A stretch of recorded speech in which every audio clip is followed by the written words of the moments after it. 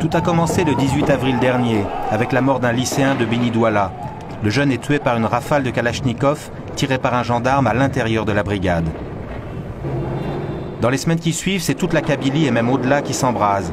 Au cri de pouvoir assassin, les manifestants expriment la rage de toute la jeunesse algérienne. Génération désespérée dans un pays pourtant qui figure parmi les plus gros producteurs de gaz et de pétrole.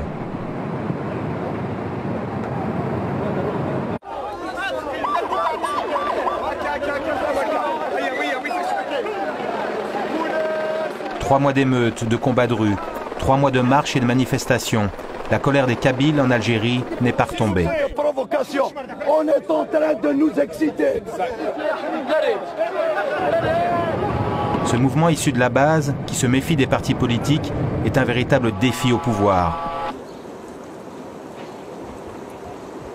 Mercredi 4 juillet, opération Ville morte. Les 3 millions de Kabyles, c'est-à-dire un dixième de la population algérienne, protestent en silence. Cette grève générale est aussi une journée de deuil. Une 60aine de manifestants ont été tués depuis le début des événements. La coordination des comités de village et de Harch montre qu'elle a toujours une bonne partie de la population derrière elle. Un nouveau défi adressé au pouvoir qui, depuis des semaines, ne veut rien entendre. Le président Bouteflika déclare que le mouvement est manipulé, il y voit un complot de l'étranger.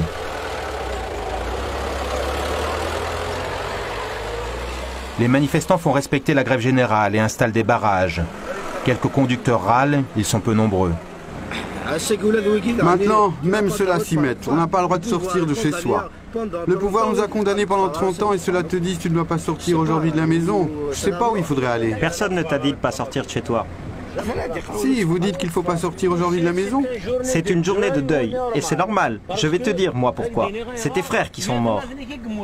Ben oui, je sais, l'un d'entre eux est mon frère. Alors ne dis pas des mots déplacés comme ça.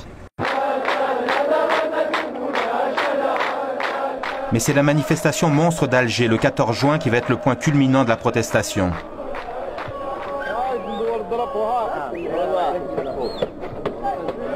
Les manifestants sont venus par bus, certains même à pied, plusieurs jours avant.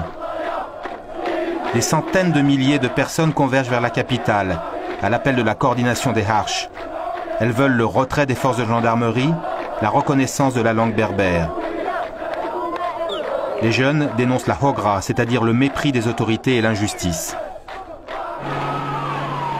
L'une des plus impressionnantes manifestations depuis l'indépendance se termine dans la confusion. Des jeunes provocateurs infiltrés parmi les manifestants cassent l'élan populaire.